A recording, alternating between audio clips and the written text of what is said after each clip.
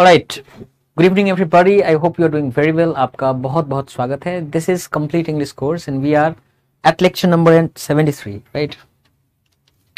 Preposition की पढ़ाई हमारी चल रही है and will continue that study. उस चीज को लेकर आगे बढ़ रहे हैं हम लोग।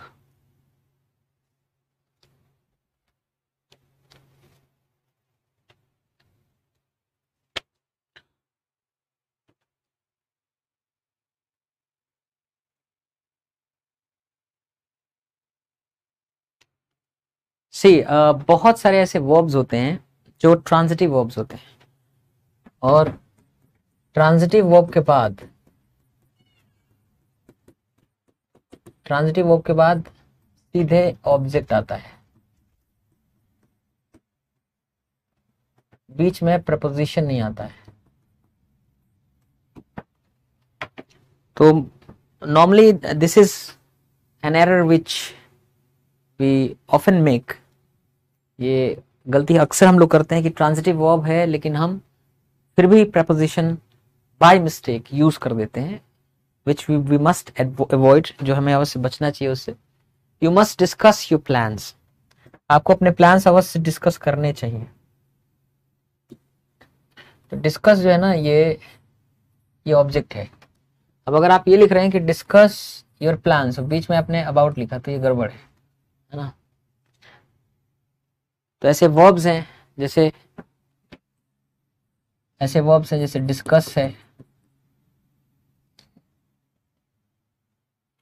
डिस्कस है, आस्क है ना, मैरी है, request, order, tell, resemble, attack, lack, ये सब ट्रांजिटिव वर्ब्स हैं और इनके बाद सीधे ऑब्जेक्ट आना चाहिए, बीच में प्रपोजिशन नहीं आना चाहिए। द मिनिस्टर एम्फेसाइज्ड, मंत्री ने एम्फेसाइज किया, जोर दिया। द नीड ऑफ सीक्रेसी, जो सीक्रेसी है, गुप्त रखने की जो आवश्यकता है, नेसेसिटी, उसकी आवश्यकता है, जरूरत है, नीड है, उस पर उन्होंने जोर दिया। यहाँ पे देखिए एम्फेसाइज्ड द नीड, ये जो ऑन लिख रहे हैं गलत है। कन्वर्सेशन स्टॉप्ड, बातचीत रुक गई। एज वी एंटर्ड, जैसे ही हमने एंटर किया। एंटर अ प्लेस होता है। आपको मालूम है, अभी प्रपोजिशन पढ़ाने के दौरान ही मैंने बताया था कि अगर आप किसी अग्रीमेंट, किसी डिस्कशन, किसी कॉन्ट्रैक्ट का हिस्सा बनते हैं तो वहां enter into a contract, enter into a discussion, ऐसा होता है। लेकिन अगर आप किसी जगह पे प्रवेश कर रहे हैं तो वहां एंटर ट्रांजिटिव वर्ब होता है, एंटर अ प्लेस होता है, बीच में कोई प्रपोजिशन यूज नहीं होता है। तो बातचीत बंद हो गई। As we entered the church, जैसे ही हम लोग चर्च में प्रवेश किए। अब एंटर्ड द चर्च, अब इसमें बीच में जो प्रपोजिशन का यूज है दैट्स रॉन्ग, ये गलत है। She married a friend of her sisters. देखिए एक बात, हमने इसके बारे में भी पढ़ा था कि जब मैरिड होता है, विवाहित, मैरिड टू समबडी होता है, लेकिन ये यहाँ एडजेक्टिव का काम कर रहा है। जब मैरी एक वर्ब के तौर पे देखते हैं तो this is a transitive verb और उसके सीधे बाद ऑब्जेक्ट आता है, बीच में कोई प्रपोजिशन नहीं आता। She married a friend of a sisters, उसने शादी की। अ फ्रेंड ऑफ अ सिस्टर्स, अपने सिस्टर की जो एक फ्रेंड थी उससे। शी मैरिड विथ, ये मैरिड टू, ये गड़बड़ होगा ये कहना। इज क्लेवर, वो है तेज, बट ही लैक्स एक्सपीरियंस, लेकिन उसमें कमी है, अनुभव की कमी है, एक्सपीरियंस की कमी है। तो ही लैक्स ऑफ समथिंग नहीं होगा। The child does not resemble either of its parents, जो बच्चा है अपने जो दोनों पेरेंट्स उनमें किसी के साथ की तरह नहीं दिख रहा है। रिजेंबल मतलब होता है की तरह दिखना। रिजेंबल के बाद सीधे क्या आया, ऑब्जेक्ट आया, कोई प्रपोजिशन की जरूरत नहीं है। The train is now approaching Paddington, approach का मतलब होता है के करीब जाना, अप्रोच।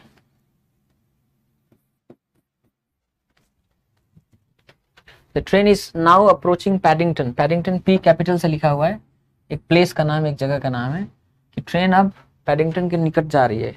अप्रोचिंग टू पैडिंगटन कहना क्या होगा? गलत होगा। लेकिन एक बात याद रखना है कि इनसे बनने वाले जो नाउन्स हैं, ये जो हम ट्रांजिटिव वर्ब्स की बात कर रहे हैं, इनसे बनने वाले जो नाउन्स हैं उनके बाद सर्टनली प्रेपोजिशंस यूज करे जाते हैं। इनसे बनने वाले नाउन्स के बाद प्रेपोजिशन जरूर यूज होते हैं। वो इस तरह है, जैसे डिस्कशन क्या है? ये नाउन है। नाउन के बाद प्रेपोजिशंस तो आ रहे हैं। डिस्कशन ऑफ इंडियन इकोनॉमी, भारतीय अर्थव्यवस्था के बारे में बातचीत। Experience, experience of something. जैसे एक्सपीरियंस क्या है? एक्सपीरियंस एक ट्रांजिटिव वर्ब है। जैसे आई एक्सपीरियंस्ड इट, मैंने इस चीज का अनुभव लिया। अब उसको अगर आप नाउन की तरह इस्तेमाल करेंगे तो आपको लिखना होगा एक्सपीरियंस ऑफ इट, इस चीज का अनुभव। मैरिज, शादी, विवाह किसी के साथ। एम्फेसिस, जोर, ऑन समथिंग, किसी चीज पर। रिजेम्बलेंस, के तरह दिखना, रिजेम्बलेंस टू समवन, किसी की तरह दिखना या प्रकट होना, उसकी स्थिति। एंट्री, प्रवेश, इनटू समवेयर, अप्रोच, के करीब जाने की क्रिया, है ना। तो जब इन्हीं वर्ब्स का नाउन फॉर्म है तो ऑब्वियसली उसके बाद जैसे अटैक, अटैक ऑन समबडी, है ना।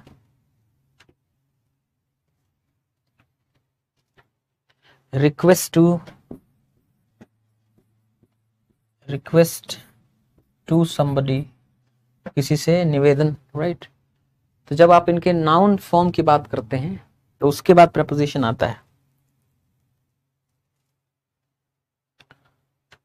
एक चीज याद रखना है कि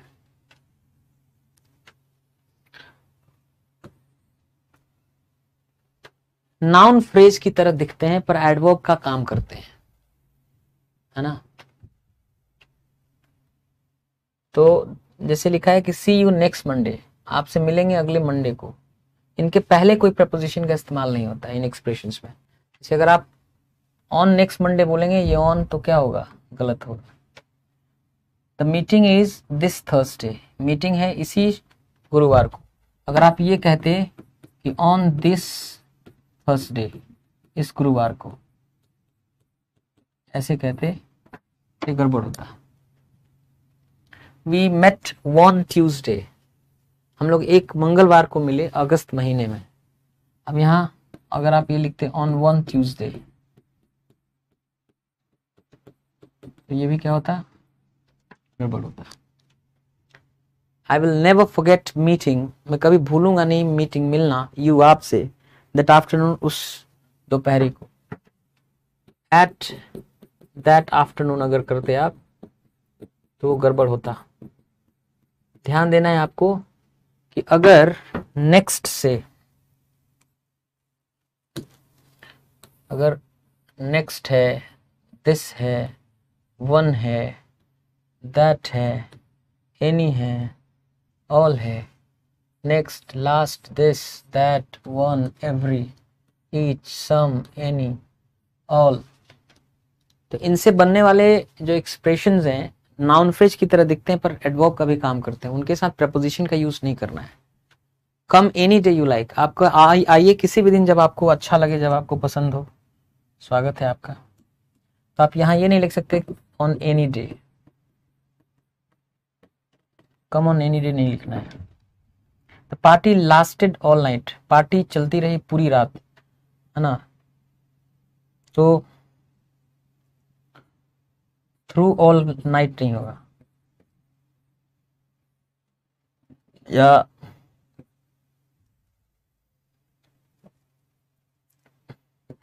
इन ऑल नाइट, ऐसा कुछ नहीं होगा। किसी प्रपोजिशन की जरूरत नहीं है ना।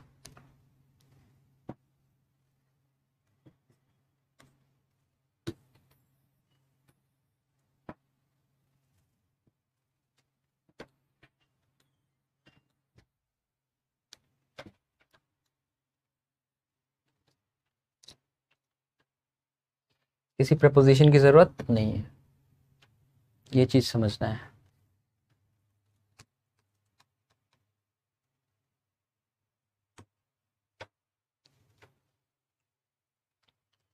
तो अगर जैसे बोलना हो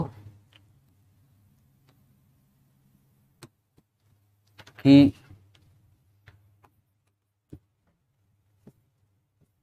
पूरा हफ्ता भर, तो आप कैसे बोलेंगे? All week. आप ऐसे भी बोल सकते हैं द होल वीक।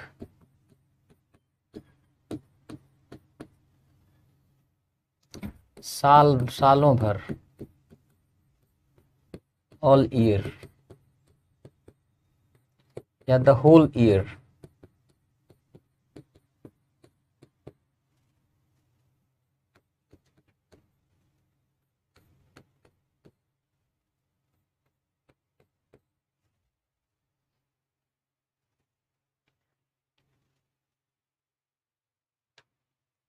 इसे लिखना हो हर तीसरे महीने, तो एवरी 3 वीक्स। हर तीसरे महीने में घर जाता हूँ। I visit my home every 3 weeks. यहां ध्यान देना, वीक्स प्लुरल है, या एवरी थर्ड वीक। ये यहां पे देखिएगा सिंगुलर है, हर तीसरे महीने।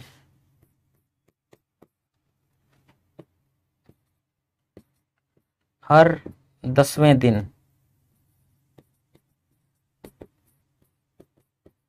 या कहिए कि 10 दिन पर। तो आप इसको दो तरीके से बोल सकते हैं, एवरी 10 डेज, यहाँ प्लुरल होगा, या एवरी 10th डे।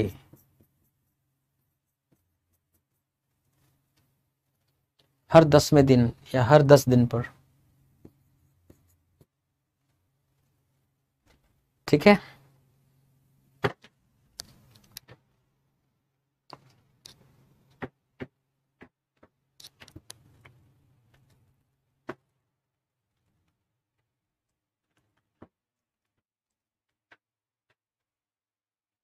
एक चीज और सीखने की बात है कि आपको बोलना है आज रात, तो आप बोलते हैं दिस नाइट, ऐसा नहीं बोलते। आप क्या बोलते हैं? आप बोलते हैं टू नाइट, आज के दिन। तो आप इसको दिस डे नहीं बोलते हैं, टुडे बोलते हैं। लेकिन अगर आपको बोलना हो आज सुबह, या बोलना हो आज शाम, तो आज सुबह को बोलते हैं दिस मॉर्निंग।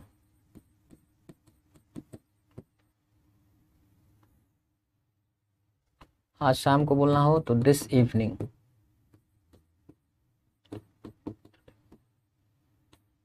अगर आप बोलेंगे कि टुडे मॉर्निंग,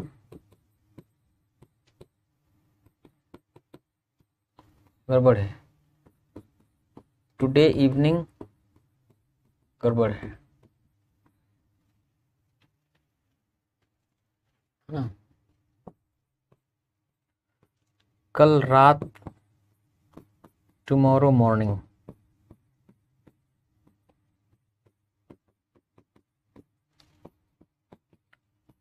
कल सुबह,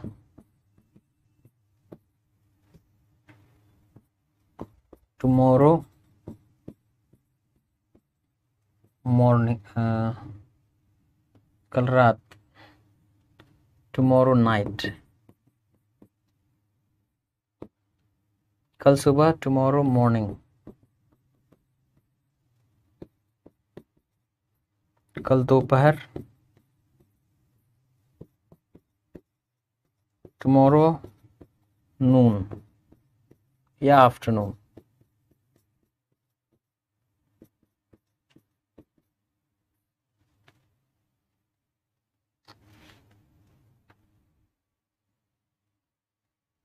लेकिन अगर बीता हुआ वाला हो, से कल रात, तो आप yesterday नाइट नहीं बोलते हैं, नाइट के लिए बोलते हैं लास्ट नाइट।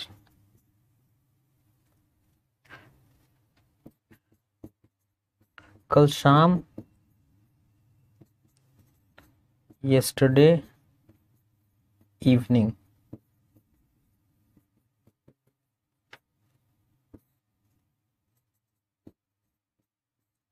कल दोपहर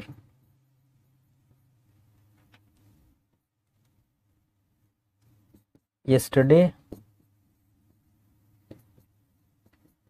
नून।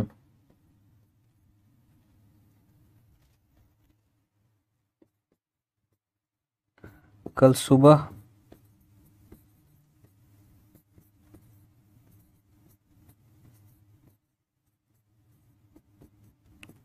yesterday morning. ठीक है, ये ध्यान रखिएगा, इस पे सवाल पूछता है।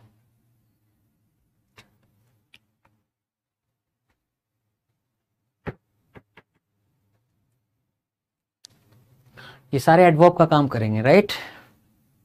नाउन फ्रेज और एडवर्ब फ्रेज दोनों का काम करेंगे। They can be use both ways. Noun phrase का भी काम कर सकते हैं, जैसे आज सुबह बहुत सुहावना है, this morning is very pleasant. वहां दिस मॉर्निंग सब्जेक्ट का काम कर रहा है, नाउन का काम कर रहा है। लेकिन एडवर्ब का भी काम कर सकता है, जैसे आज सुबह आएंगे, आज सुबह आने वाले थे आपके पिताजी, your father was to come this morning. तो दिस मॉर्निंग वहाँ एडवर्ब का काम करने लगा। तो ये जो है नाउन फ्रेज और एडवर्ब फ्रेज दोनों का काम करेंगे, ठीक है।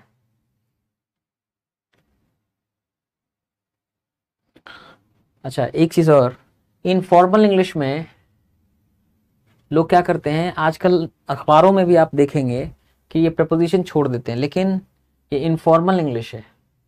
देखिए, केवल मंडे लिख देना, केवल मंडे लिख देना, ये इनफॉर्मल इंग्लिश है। फॉर्मल इंग्लिश में ऑन मंडे ही लिखना पड़ेगा आपको।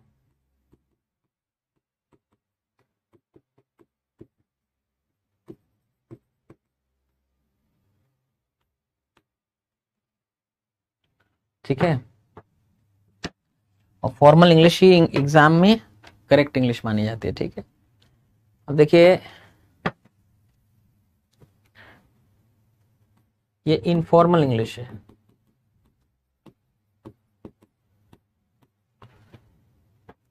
लेकिन अगर आप फॉर्मल इंग्लिश की बात करें तो फॉर्मल इंग्लिश में एट व्हाट टाइम होगा, एट व्हाट टाइम, किस समय, ऑन व्हाट डे, किस दिन, या ऑन विच डे, किस दिन। और आपको मालूम है कि फॉर्मल इंग्लिश को ही करेक्ट माना जाता है, राइट। तो at what time does grannies train arrive, किस टाइम पे ग्रैनी यानी दादी का या नानी का ट्रेन पहुंचेगा या पहुंचता है। On what day is your hair appointment, किस दिन आपके हेयर का अपॉइंटमेंट है, बाल ठीक कराने के लिए दुकान में आपका बात हुआ है। On which day do you have your music lesson, किस दिन do you have your music lesson, आप अपना म्यूजिक लेसन करने जाते हैं, सीखने जाते हैं, ठीक है। अब देखिए, कभी भी आप क्या बोलते हैं, एट 5 o'clock, 5 बजे बोलते हैं ना, एट क्वार्टर, एट 8:45, 8:45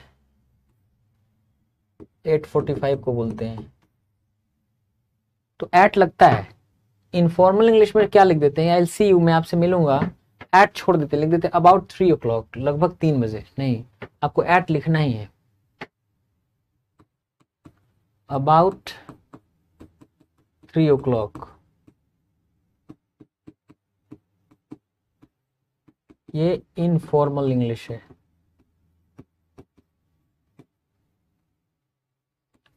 और एट अबाउट 3 o'clock,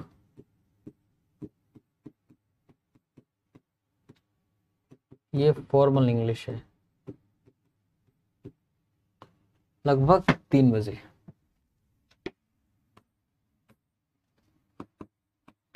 लगभग 3 बजे,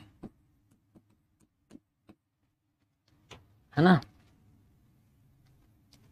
I have been here for 3 weeks now। जैसे आपको बोलना हो 3 हफ्ते से, तो आप लिखते हैं 3 weeks। ये 3 weeks आप लिख रहे हैं, ये इनफॉर्मल इंग्लिश है। फॉर्मल इंग्लिश में आपको फॉर लगाना ही पड़ेगा। फॉर 3 weeks, 3 हफ्तों से। जैसे बोलना हो कितने समय से, कितने समय से, तो इनफॉर्मल इंग्लिश में बोलते हैं हाउ लॉन्ग। ये इनफॉर्मल इंग्लिश है। लेकिन आप बोलेंगे फॉर हाउ लॉन्ग।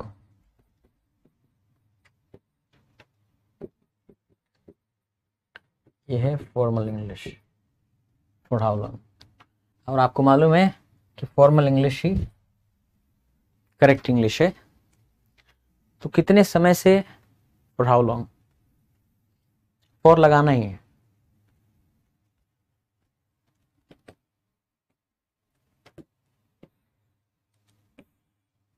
एट यहां लगाना है, छोड़ना नहीं है। यहाँ पे भी ये प्रीपोजिशंस आपको लगाने हैं फॉर्मल इंग्लिश के लिए।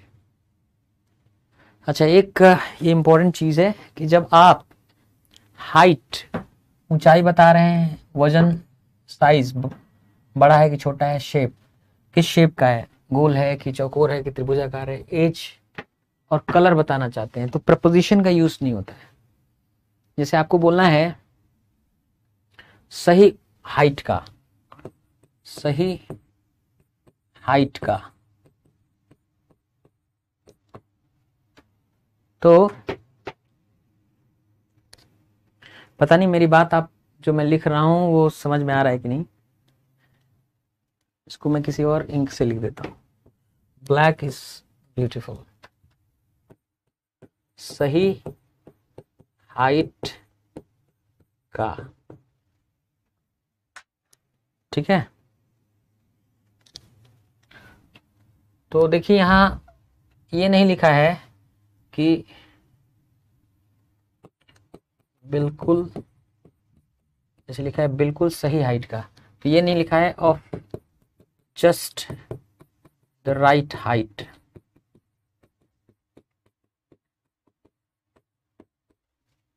यहां ऑफ नहीं लिखा हुआ है, ठीक है ना। तो जब आप हाइट बता रहे हो तो ऑफ प्रीपोजिशन का यूज नहीं होगा।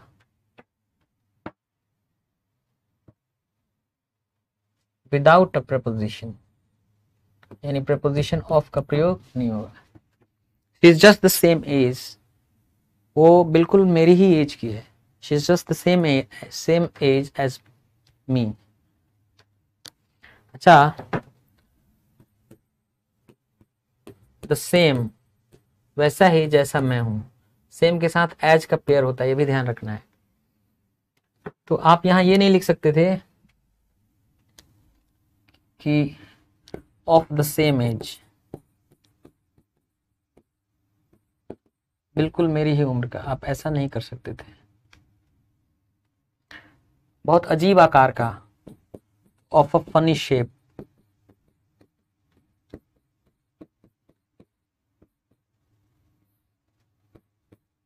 अजीब आकार का, तो ऑफ नहीं लिखेंगे।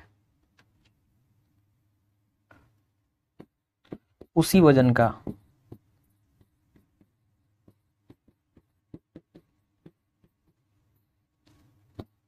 ऑफ द सेम हाइट नहीं लिखेंगे आप, ठीक है। व्हाट्स, जैसे हिज हेड इज, यहाँ जो एपोस्ट्रोफी एस लिखा हुआ है इसका मतलब है his head is a funny shape. अच्छा एक बात बताता हूँ आपको, जैसे अगर मान लीजिए लिखा हुआ है, इसका अर्थ आप क्या समझते हैं? इसके दो अर्थ हो सकते हैं। एक अर्थ हो सकता है ही इज, या ये भी इसका अर्थ हो सकता है ही हैज, पर इसका अर्थ कभी भी ही वॉज नहीं होता है। समझ में आ रहा ना? तो his head is a funny shape, उसका जो हेड है बहुत ही अजीब आकार का है। I am the same weight, मैं उसी वजन का हूं एज आई वॉज, जितना मैं था 20 years ago, 20 साल पहले। What shoe size are you, किस शू साइज के हैं आप, मतलब आपका जूते का माप क्या है, पैर का माप क्या है। What colour are her eyes, उसकी आंखें किस रंग की हैं, ये नहीं of what colour are her eyes, ऐसा कहना गलत होगा, ठीक है। तो जब भी आप किसी का हाइट बताएं, वेट बताएं,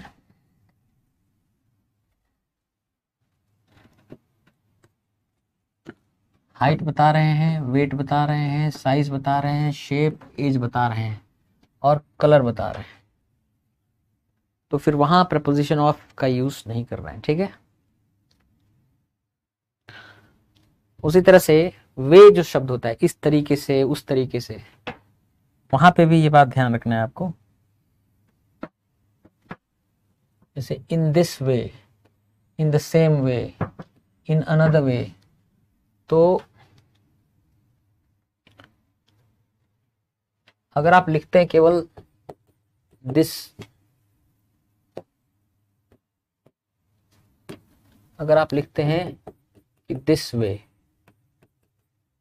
इस तरीके से, या द सेम वे,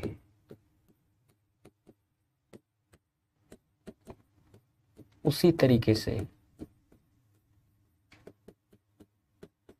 या आप लिखते हैं अनदर वे,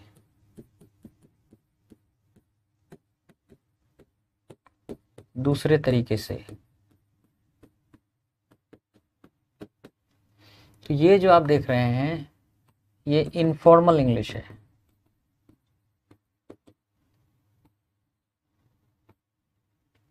ये इनफॉर्मल इंग्लिश है। और अगर आप इसी को लिखेंगे इन दिस वे, इन लगाएंगे, या इन द सेम वे, उसी तरीके से, इन अनदर वे, दूसरे तरीके से, किसी दूसरे तरीके से, इन अनदर वे, तो जब आप ये लिखते हैं तो ये फॉर्मल इंग्लिश होता है। यहाँ प्रपोजिशन इन लगाना जरूरी है। इनफॉर्मल इंग्लिश में बिना प्रपोजिशन के लोग इस्तेमाल कर देते हैं, इस बात को ध्यान देना है। होम जो होता है ना,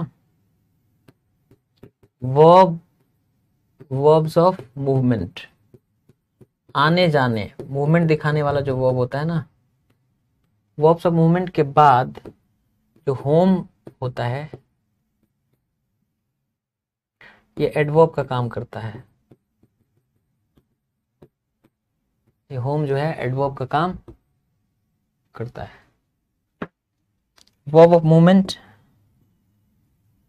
जैसे गो मतलब जाना, कम मतलब आना, रीच मतलब पहुंचना, अराइव मतलब आ करके पहुंचना, रिटर्न मतलब वापस आना, गेट मतलब पहुंचना, लीव मतलब प्रस्थान करना, एंटर मतलब प्रवेश करना। तो आने जाने वाला वर्ब जो है, इनके बाद होम जो है ये वर्ब है, और होम जो है एडवर्ब है, इसलिए इनके बाद टू होम नहीं कर सकते आप, ये गलत होता है। हाँ, आप ये बोल सकते हैं कि टू माई होम, क्योंकि अगर जब आपने माई लगा दिया डिटर्मिनर तब होम नाउन हो गया और ये प्रेपोजिशन है, और आपको मालूम है कि प्रेपोजिशन के बाद तो नाउन फ्रेज आता ही है। टू माई होम होगा, टू हिज होम होगा, हिज लगा देंगे, माई लगा देंगे, तब ठीक है, तब ये सही है, लेकिन टू होम नहीं इस्तेमाल होगा इनके बाद। ठीक है,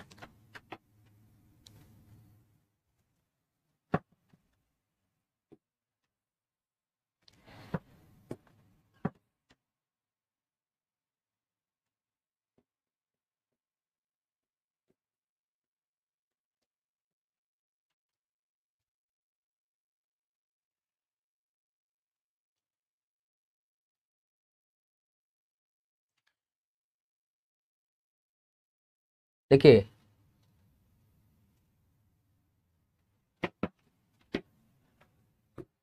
गो प्लेसेस एक ईडियम होता है, इसका मतलब होता है टू बी सक्सेसफुल, सफल होना।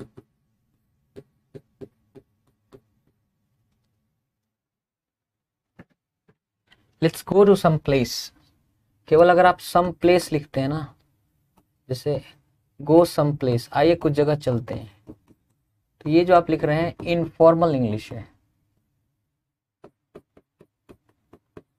ये इनफॉर्मल इंग्लिश है। और जब लिखते हैं ना go, let's go to some place, आइए किसी जगह चलते हैं, जब आप ऐसा लिखते हैं ना, ये फॉर्मल इंग्लिश है, यहाँ टू लगाना पड़ता है ना। एक वर्ड है अब्रॉड, एक वर्ड होता है एबोर्ड। एबोर्ड मतलब होता है पर सवार, ये प्रपोजिशन भी है और ये एडवर्ब भी है।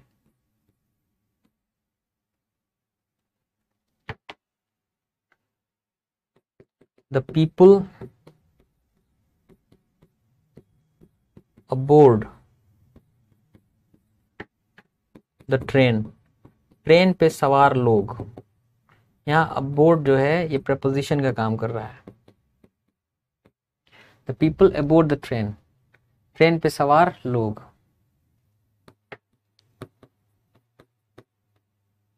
ट्रेन पे सवार लोग।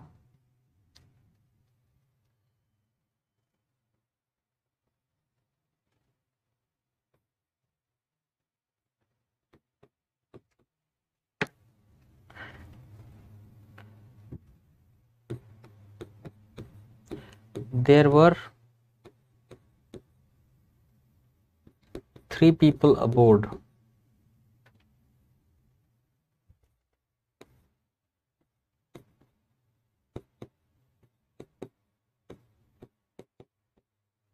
यहाँ ये एडवर्ब का काम कर रहा है।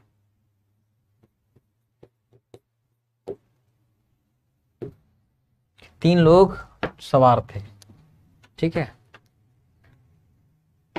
एक वर्ड होता है एब्रॉड,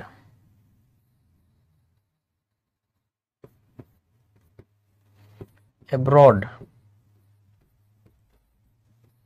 एब्रॉड एडवर्ब का भी काम करता है और इसका दो मतलब होता है, एक तो विदेश को और दूसरा मतलब होता है विदेश में।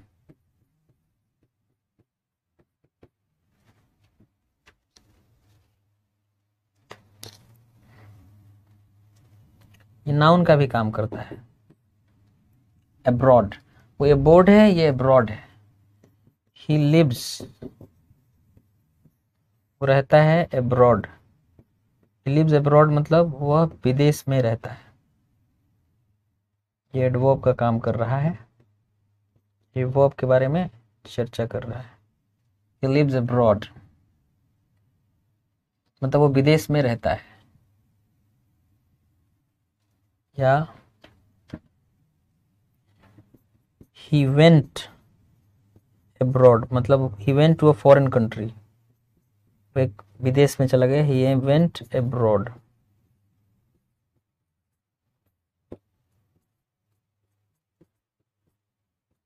ही वेंट अब्रॉड,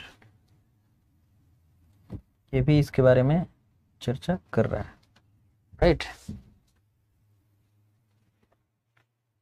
तो अगर लिखना हो कि आओ किसी शांत जगह चलते हैं, तो आपको लिखना चाहिए let's go to some place. Formal English में टू लगाना पड़ेगा।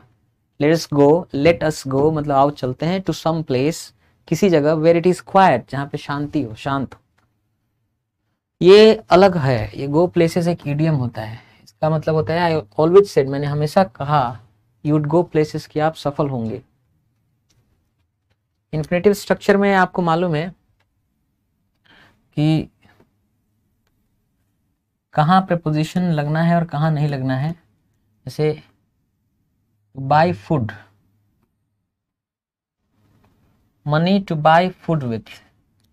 देखिए क्या होता है जब आप कहते हैं कि she has no money to buy food with, देखिए क्या होता है, to buy food with money होता है, उल्टा पढ़ के देखना होता है, तब पता चलता है प्रीपोजिशन लगेगा कि नहीं। जैसे लिखा है an hour, to do it in, to do it इसको करना इन 1 आवर, या विन टू डू इट इसको करना इन एन आवर, 1 घंटे में। तो आप पढ़ के देखिए उल्टा, तो आपको पता चल जाएगा प्रीपोजिशन लगने की जरूरत है कि नहीं। A place to live in, to live नहीं लिखना है, टू लिव इन, क्योंकि to live in a place होता है, किसी जगह में रहना होता है। No place to go to, कोई जगह नहीं जहां हम जा सकते हैं। To go to no place होता है, to go to a place होता है। तो ये तो हम पता ही है कि कहाँ इन्फिनेटिव के बाद प्रपोजिशन लगता है, कहाँ कहाँ नहीं लगता है, उल्टा पढ़ के देखना पड़ता है। अगर हमें लिखना हो कि खाने के लिए भोजन, खाने के लिए भोजन, तो हम लिखते हैं फूड टू ईट, इसके बाद प्रपोजिशन की जरूरत नहीं है, क्योंकि उल्टा पढ़ के देखो, टू ईट फूड होता है। लेकिन अगर लिखने के लिए कागज, लिखने के लिए कागज, तो पेपर टू राइट नहीं होगा,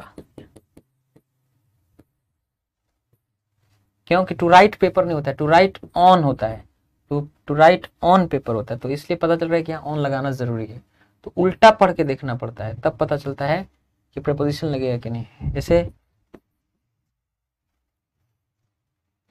खेलने के लिए दोस्त, खेलने के लिए दोस्त, तो आप ये नहीं कहते हैं फ्रेंड्स टू प्ले, क्योंकि उल्टा पढ़ के देखिए टू प्ले फ्रेंड्स नहीं होता है, क्या होता है, टू प्ले विथ फ्रेंड्स होता है। तो यहाँ विथ लगाना जरूरी है, टू प्ले विथ फ्रेंड्स, खेलने के लिए दोस्त,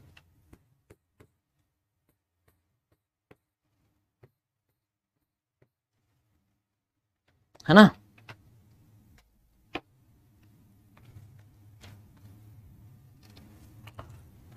ऑलराइट,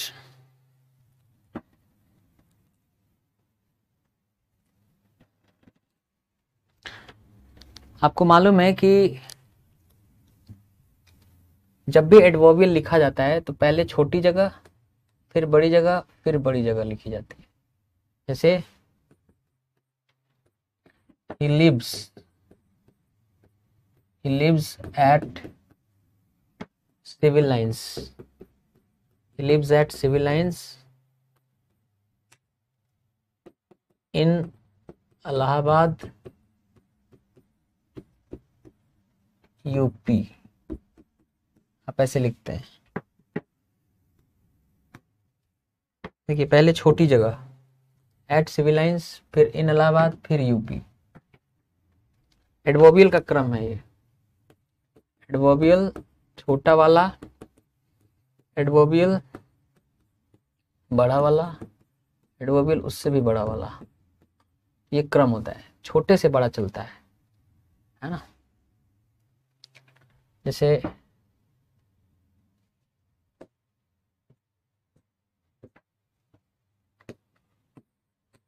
आई विल कम, मैं आऊंगा, I will come eight 5 o'clock, मैं 5 बजे आऊंगा।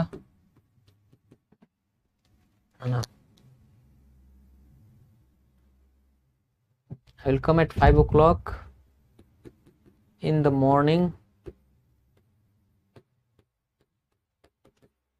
tomorrow. तो जब यहाँ पे भी आप अगर देखेंगे ना, छोटा से बड़ा टाइम है ये, एट 5 o'clock, 5 बजे सुबह में, फिर कल, छोटा से बड़ा चलता है।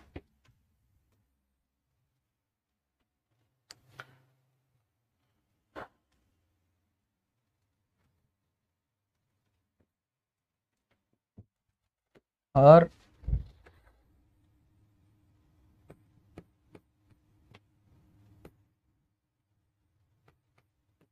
क्या होता है कि छोटे जगह के लिए एट लगता है, ठीक है ना, पॉइंट प्लेस, है ना, जैसे एट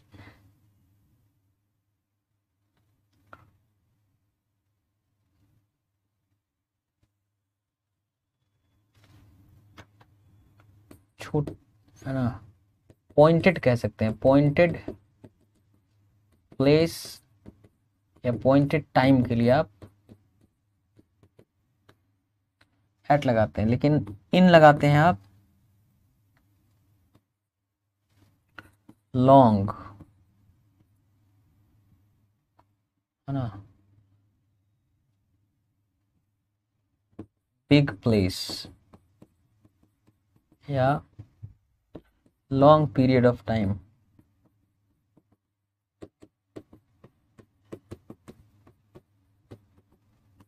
तो आप क्या लगाते हैं, इन। जैसे आप बोलते हैं at a party, at work, office में, at home,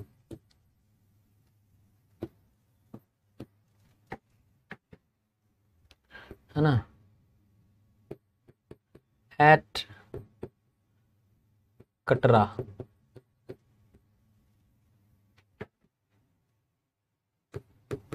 eight 5 o'clock,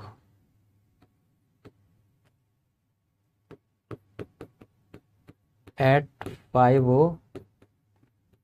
o'clock, at night,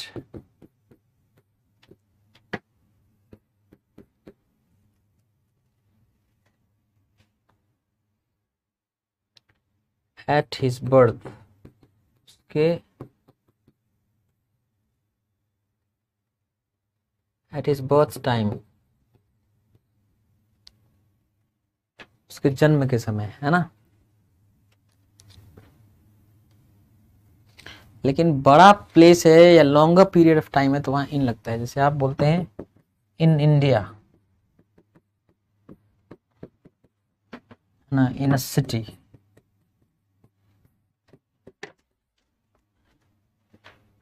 in the world,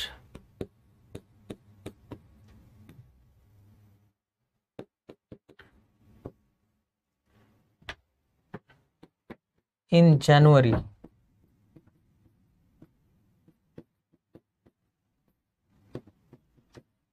in 1984,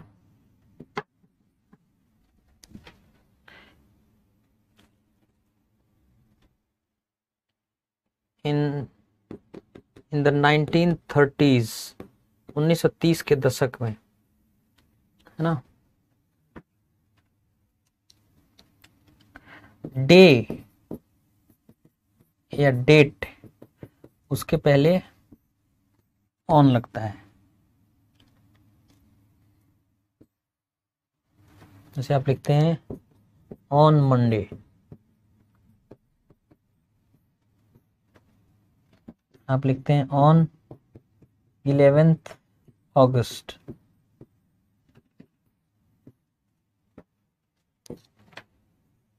on Christmas, on Christmas day.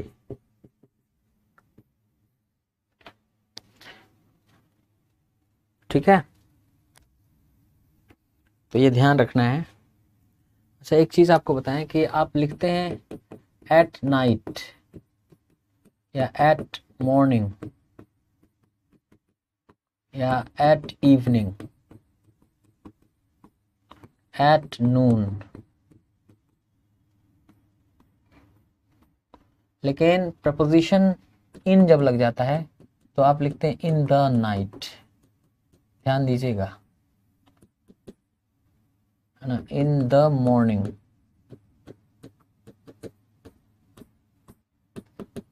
In the evening,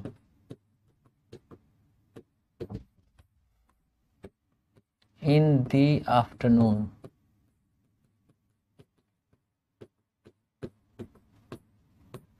इन लग जाता है ना। लेकिन एक मजेदार बात, ऑन मंडे मॉर्निंग, अगर मॉर्निंग के साथ कोई दिन लिखा है तो ऑन लगेगा। हाँ, on Saturday night,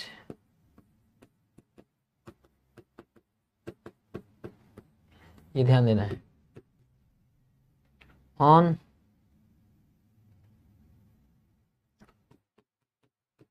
Friday noon, अगर दिन के पहले अगर लगाना हो, मॉर्निंग इवनिंग नाइट हो, तब ऑन लगता है। देखिए ऑन, पहले तो एक चीज बताइए कि वीकेंड का मतलब क्या होता है। द वीकेंड का मतलब क्या होता है? द वीकेंड का मतलब होता है सैटरडे प्लस संडे। वीकेंड हमेशा याद रखिएगा 2 डेज का होता है, 2 दिन का होता है वीकेंड, ठीक है ना।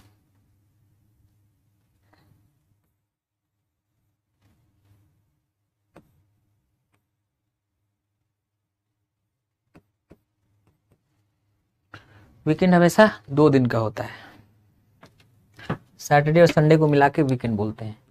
तो अगर आप बोलते हैं एट द वीकेंड,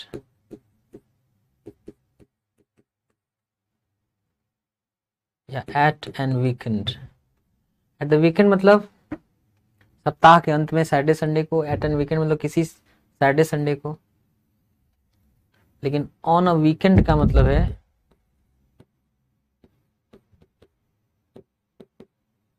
अगर लिखा है ऑन अ वीकेंड डे, अच्छा इसका मतलब है दोनों दिन, 2 डेज।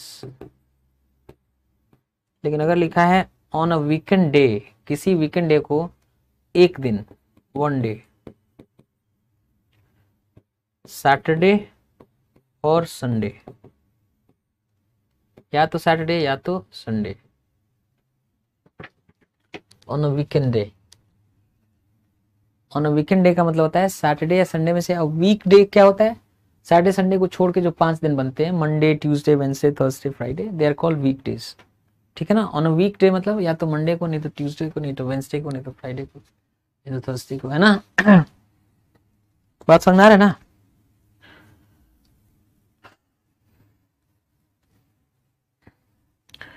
हर लिखना है हर शनिवार और रविवार को, हर शनिवार और रविवार को।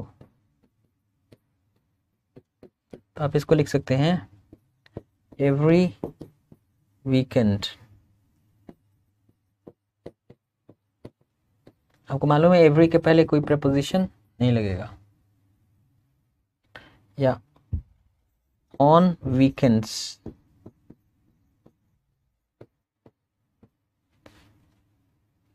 हर शनिवार और रविवार को, एवरी वीकेंड या ऑन वीकेंड्स से लिखना है हर मंगलवार को। तो आप कैसे लिखते हैं? Every Tuesday. आपको मालूम है ना कि जो महीनों के नाम होते हैं, दिनों के नाम होते हैं, प्रॉपर नाउन, तो उनका पहला अक्षर हमेशा कैपिटल होता है, इसलिए टी कैपिटल लिखा है। सो हर मंगलवार को एवरी ट्यूसडे, या ऑन ट्यूसडेज, ऑन ट्यूसडेज, हर मंगलवार को।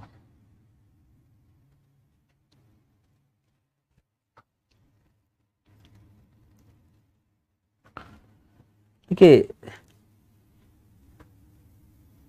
ऑन जब होता है ना कि कांटेक्ट है, सरफेस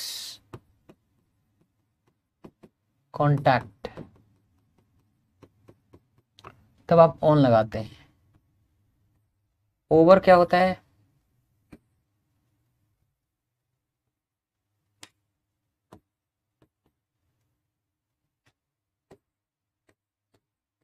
ओवर क्या होता है? ओवर है कि not surface not surface contact, surface contact नहीं है, है ना। जैसे सरफेस कांटेक्ट में है, यहाँ ऑन लगा है, सरफेस कांटेक्ट में नहीं है तो ओवर लगा है। और अबव जो होता है, अच्छा ये इन लाइन होना चाहिए, कोई चीज उसकी रेखा में होनी चाहिए। अबव जो होता है लेवल ना, नॉट नेसेसरीली इन लाइन, जरूरी नहीं है कि लाइन में ही हो। लेवल अप, तो जैसे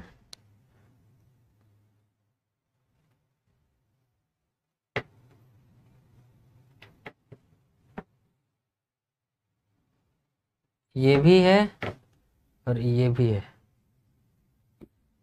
दोनों अबव की श्रेणी में आएंगे।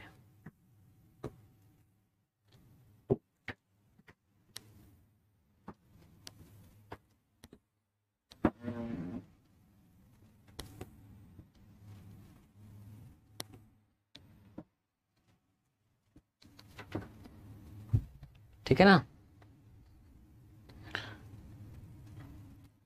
तो अगर सरफेस कांटेक्ट में है तो आप ये लिखेंगे, जैसे मान लीजिए लिखा है the book on the table, table पे किताब अगर रखेंगे तो दोनों का सरफेस कांटेक्ट होगा ना। लगेज ऑन हिज हेड, उनके सिर पे लगेज, है ना। फोटो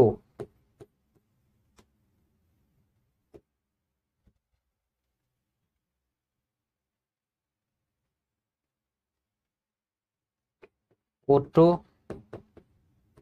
ऑन द वॉल, है कि नहीं। The fan over my head, bridge bridge over the Yamuna, Yamuna नदी के ऊपर ब्रिज, है ना। क्लाउड्स ओवर द ग्राउंड, जहां खेल हो रहा है, स्टेडियम है, उसके ऊपर बादल। अच्छा, यहां लेवल बताने का काम करता है ये अबव। जैसे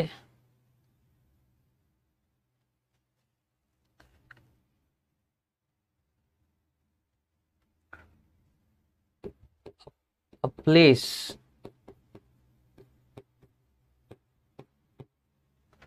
अबव दिस पॉइंट, इस पॉइंट के ऊपर कोई जगह, है ना।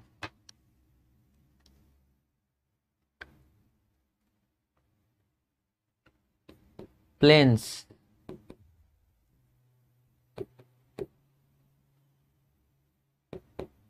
Planes fly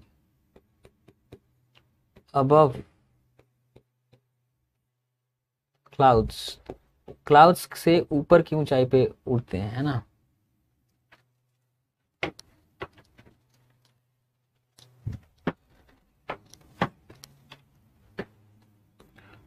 water level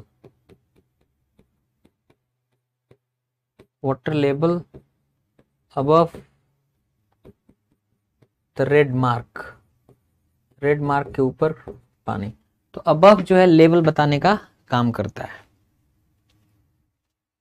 over का ऑपोजिट जो होता है ना अंडर होता है, और अबव का जो होता है वो बिलो होता है या बीनीथ होता है।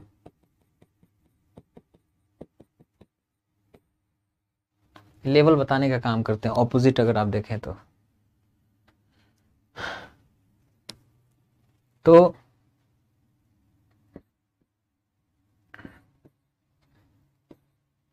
पीपल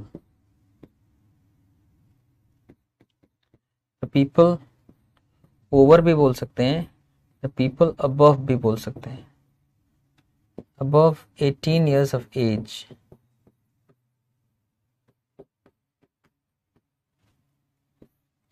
अंडर भी बोल सकते हैं, बिलो भी बोल सकते हैं।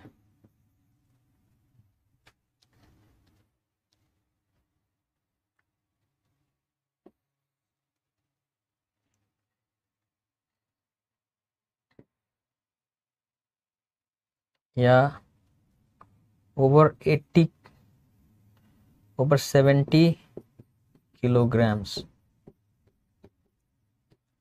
तो जब आप ये बोलते हैं the people over 18 years of age, लोग जो 18 वर्ष से ज्यादा के हैं, या the people above 18 years of age, जो 18 वर्ष से ज्यादा के हैं। The people under 18 years of age, यानी लोग जो 18 वर्ष से कम के हैं। The people below 18 years of age, यानी लोग जो 18 वर्ष से कम के हैं। उसी तरह से ओवर 70 किलोग्राम 70 किलोग्राम से ज़्यादा हैं, अबव 70 किलोग्राम 70 किलोग्राम से ज़्यादा के हैं। People above 70 kilograms.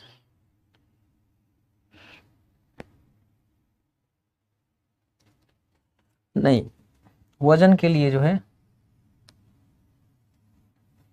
वजन के लिए अंडर और ओवर ही रहेगा।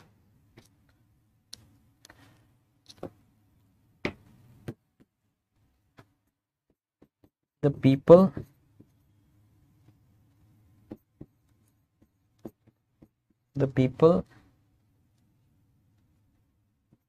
ओवर, द पीपल अंडर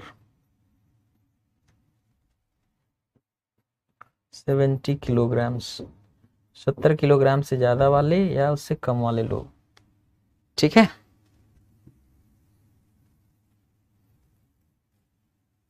जैसे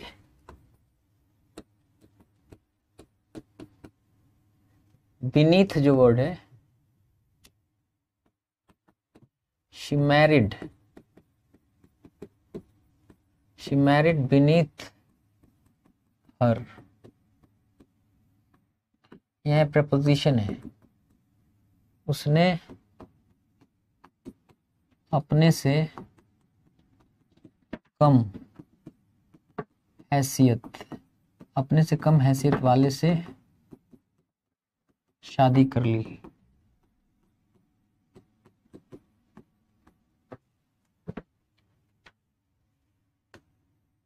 She married beneath her। इसको आप ऐसे भी लिख सकते थे कि she married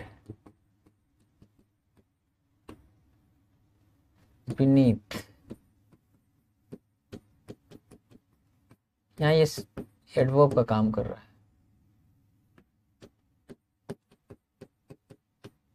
इसका भी मतलब वही है, उसने अपने से कम हैसियत वाले से शादी कर ली।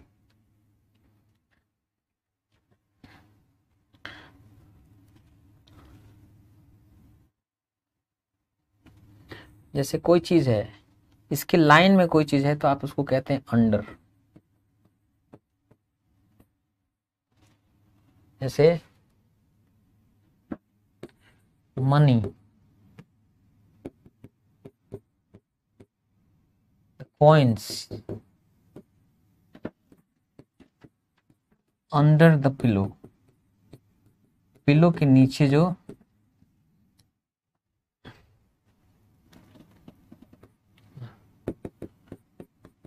द मिनरल्स से ढके, से आच्छादित,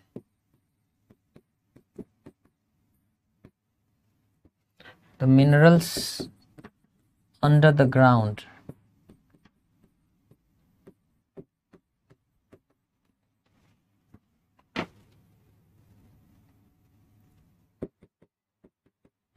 he sat under a tree, वो एक पेड़ के आच्छादित उसमें आवरण में बैठ गया, है ना। तो आपको ये समझना है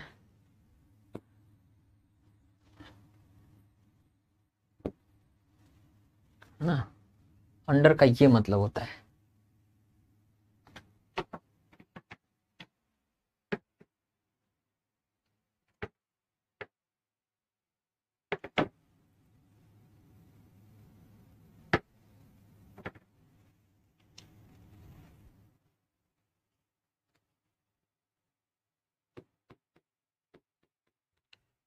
द डर्ट अंडर या अंडरनीथ, ये भी एक preposition है, underneath the carpet,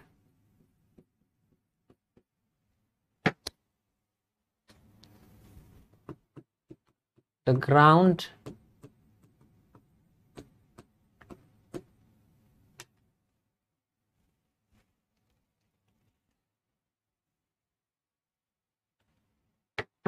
the ground, वह जमीन, अंडर माई फीट, जो जितना में मेरा फीट था उतने में, या underneath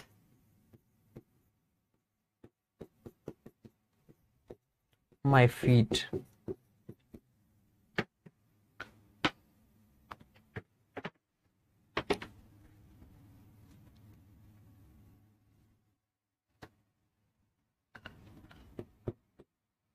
area, areas under my command, जो मेरे कमांड के अंदर आता है, अधीन, के अधीन।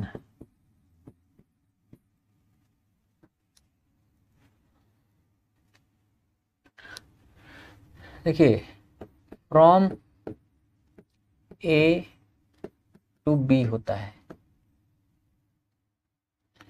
बिटवीन ए एंड बी होता है। ध्यान देना आप, बिटवीन होगा तो एंड होगा, और फ्रॉम होगा तो टू होगा। ए से बी तक या ए या बी के बीच, समझ में आ रहा ना। अगर लिखा है हाउ लॉन्ग, कितना समय, how long does it take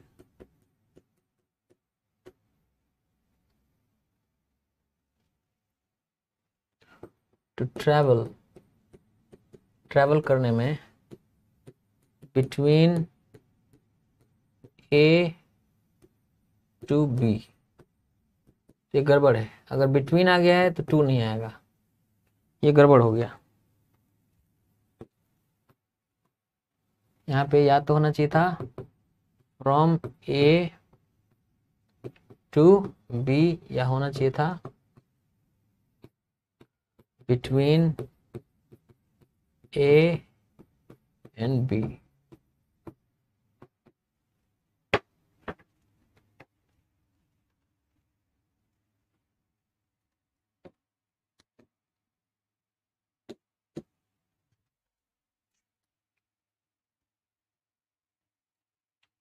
देखिए क्या होता है कि फ्रॉम जो है ना, वो बताता है गैप, इंटरवल,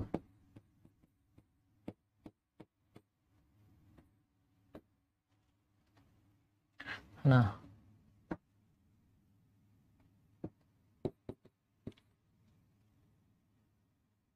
he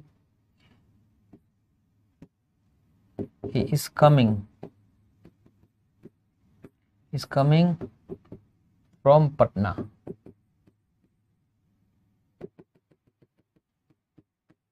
पटना से आ रहा है। he fell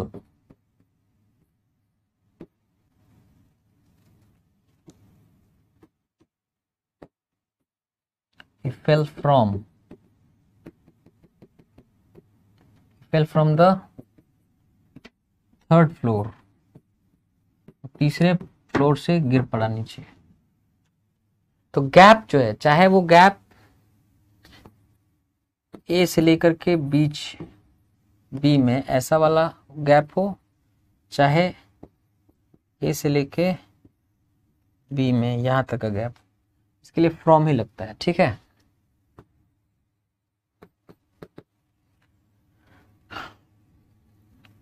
जो ओ डबल एफ ऑफ होता है ना, ऑफ मतलब होता है से अलग, इसमें सेपरेशन पे बल है। जैसे द लीव्स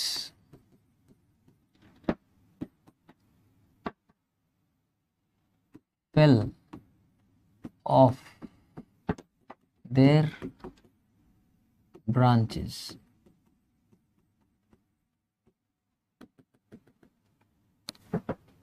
है ना। he fell, अच्छा he fell off, या फ्रॉम नहीं होगा क्योंकि यहाँ हाइट इंपॉर्टेंट नहीं है, बल्कि इंपॉर्टेंट है कि जहां गिरना चाहिए उससे अलग गिर गया। he fell off a running train, running train से बाहर गिर गया। लेकिन he fell फ्रॉम होगा फ्रॉम द थर्ड फ्लोर, वहां जो है वहां ऑफ नहीं होगा।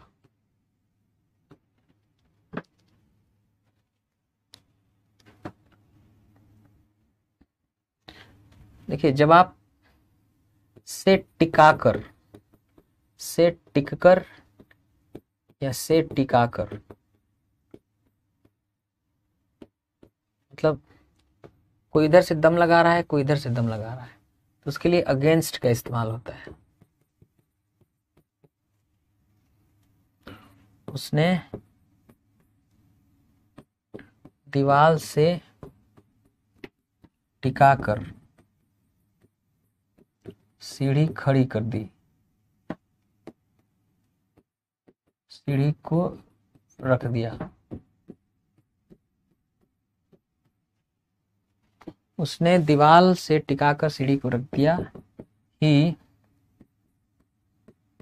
पुट या placed, he put the ladder against the wall,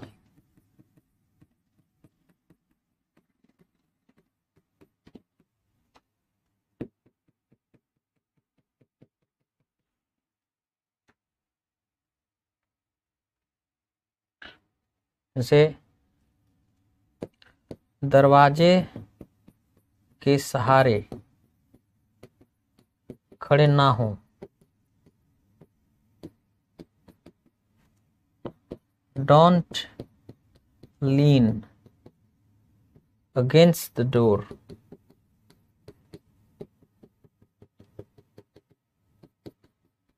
metro में बोलता है ना, मेट्रो ट्रेन के अंदर, don't lean against the door, से टिक कर या टिका कर। देखिए क्या होता है कि इन का मतलब होता है में, जब स्थिर हो कोई, स्टेशनरी,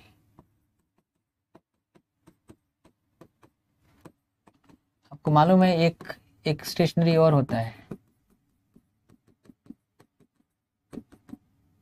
ये स्टेशनरी अलग ही होता है। ये स्टेशनरी होता है कॉपी, पेन, स्याही, स्टेपलर, ये सब चीजों को, ये सब चीजों को हम क्या बोलते हैं, स्टेशनरी बोलते हैं। इसकी स्पेलिंग में ई होता है, इसकी स्पेलिंग में ए होता है, स्टेशनरी, स्थिर। लेकिन अगर उसमें मूवमेंट भी होता है ना, जब क्या होता है, गतिमान, कोई चीज गतिमान है, मूविंग ना, ये फर्क है। जैसे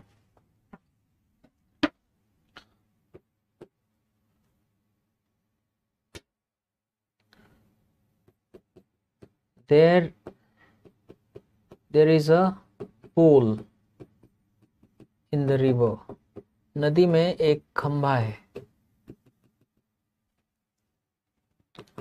he jumped, वो कूद पड़ा, into, अब यहाँ into लगेगा क्योंकि मूवमेंट है ना, कूद रहा है तो into the river, वो नदी में कूद पड़ा।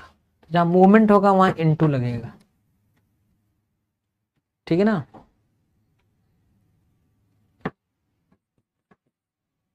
he is in the building, he is, चलिए he is in the building, वो बिल्डिंग में है। he tripped, उछल के कूद के पहुंच गया। he tripped into the building, बंदरों की तरह कूद के पहुंच गया उसमें। ये फर्क है ना। कहीं भी गतिमान, जैसे कोई क्रैश करता है, टकराता है, या कोई गाड़ी ठोक देता है ड्राइव, तो वहां इनटू ही लगाते हैं आप, है ना।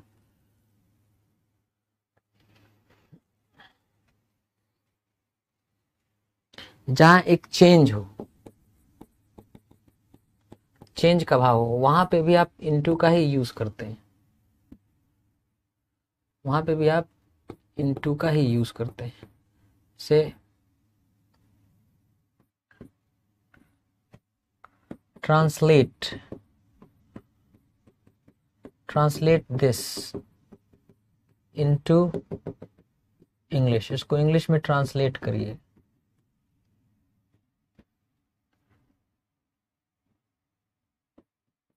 he turned into a bear, वो भालू बन गया, है ना। तो जहाँ चेंज का भी दिखाना हो वहां पे यही होता है ना, इनटू का इस्तेमाल होता है।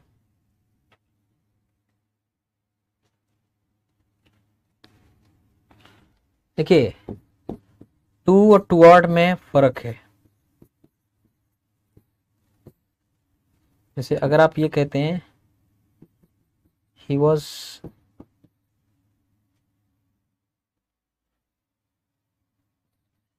going to Patna,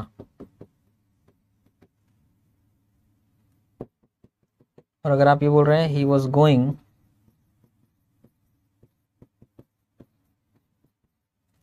toward, towards दोनों बोल सकते हैं।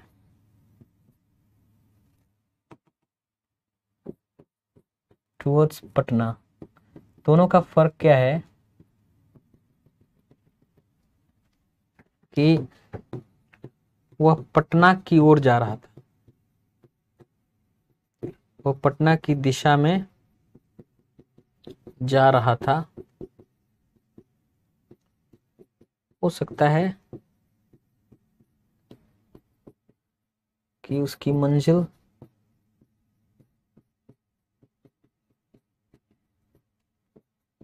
पटना नहीं कुछ और हो।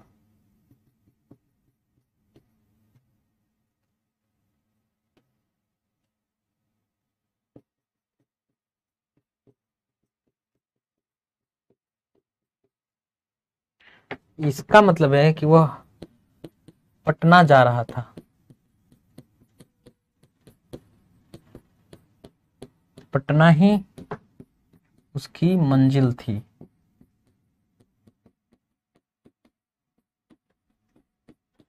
ये फर्क है।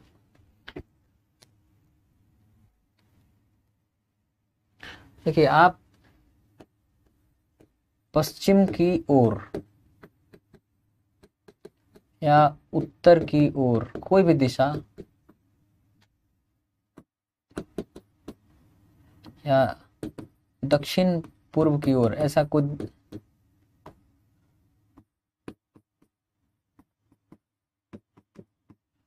देखिए डायरेक्शन लगाएंगे तो इन लगेगा, जैसे आप लगाएंगे, देखिए टू द वेस्ट होगा, लेकिन अगर डायरेक्शन लगाएंगे तो इन द वेस्ट डायरेक्शन होगा, in the west direction. Direction word आने पे प्रपोजिशन फिर इन हो जाता है। उत्तर की ओर, टू द नॉर्थ, लेकिन इन लग जाएगा अगर डायरेक्शन वर्ड होगा, इन द नॉर्थ डायरेक्शन।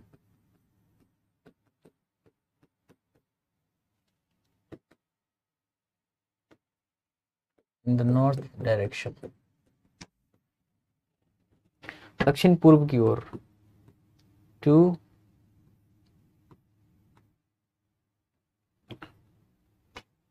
दिशाओं के पहले द लगता है तो मालूम होगा ना, टू द साउथ ईस्ट।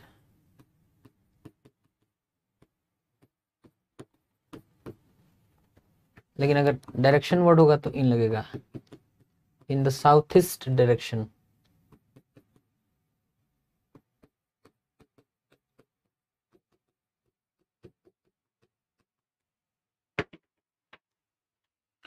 है ना, डायरेक्शन वर्ड के साथ इन लगेगा, इसको दिमाग में रखना है आपको।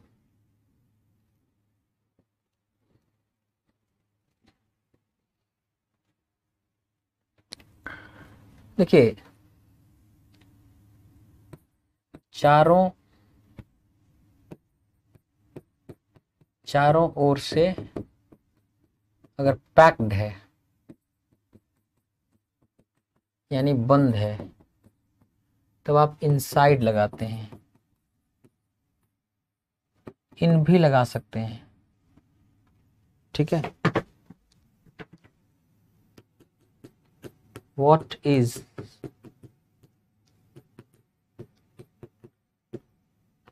इनसाइड या in the envelope.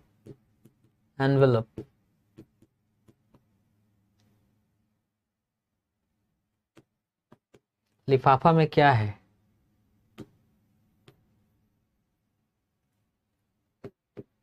What is inside the envelope.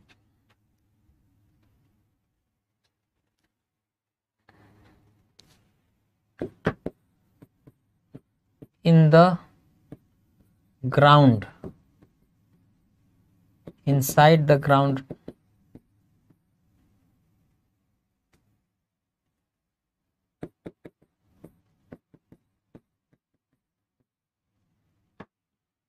inside नहीं, in the ground, है ना।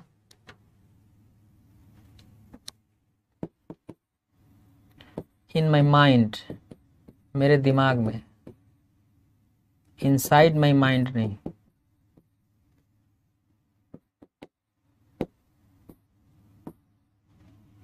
है ना,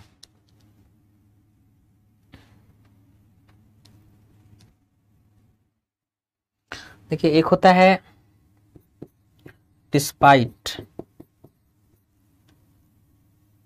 एक होता है in spite of.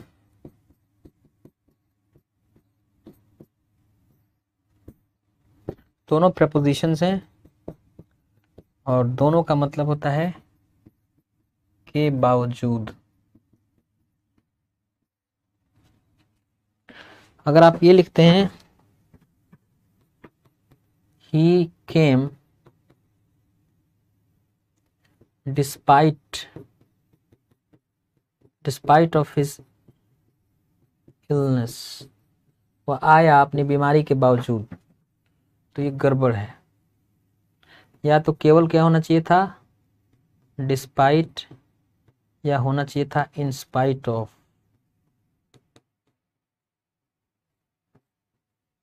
He came despite his illness या he came in spite of his illness।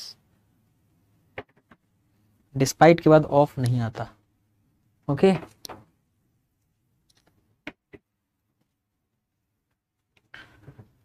अगर आप ये कहते हैं he was sitting, बैठा था, in front of the car. तो बताऊं मैं कि इन फ्रंट ऑफ जो है प्रपोजिशन है, के सामने, यानी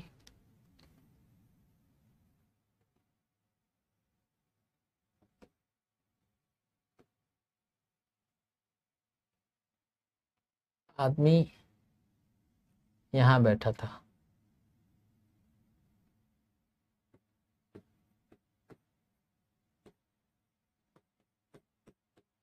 यहां बैठा था। लेकिन अगर आप ये लिखते हैं कि ही वॉज सिटिंग, वो बैठा था, in the front, in the front of the car, तो इसका मतलब होता है कार के भीतर ही, कार की अगली सीट पर बैठा था। वो कार के भीतर अगली सीट पर बैठा था।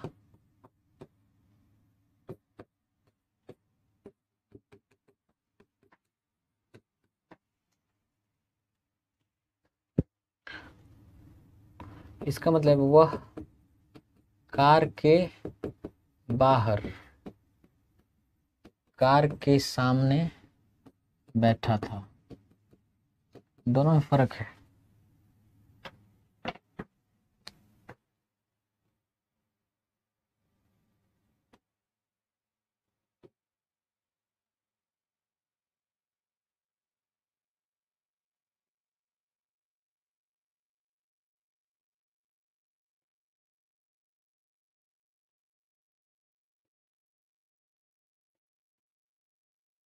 ऐसे है, ठीक है,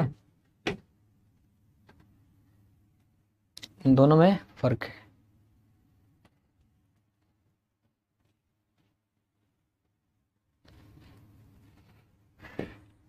बिफोर मतलब होता है के समक्ष भी होता है, किसी अधिकारी वगैरह के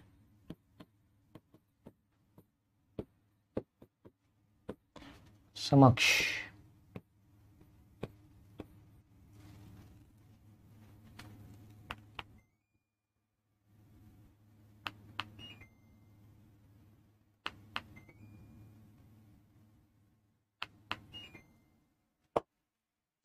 तो जैसे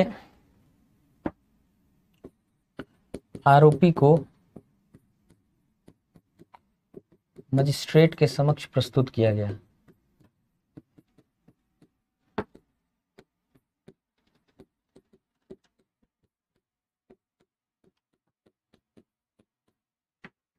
आप ये नहीं बोलेंगे कि the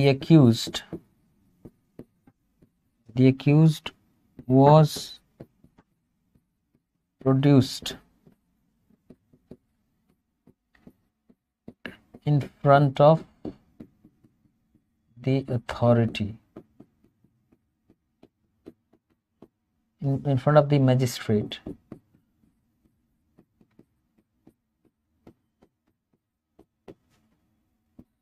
यहाँ इन फ्रंट ऑफ का प्रयोग नहीं करना है, किसका करना है, before. The accused was produced before the magistrate, आरोपी को मैजिस्ट्रेट के समक्ष प्रस्तुत किया गया। So that's it for today। आज के लिए इतना ही। I'll see you tomorrow. Till then, take care of yourself. Bye bye.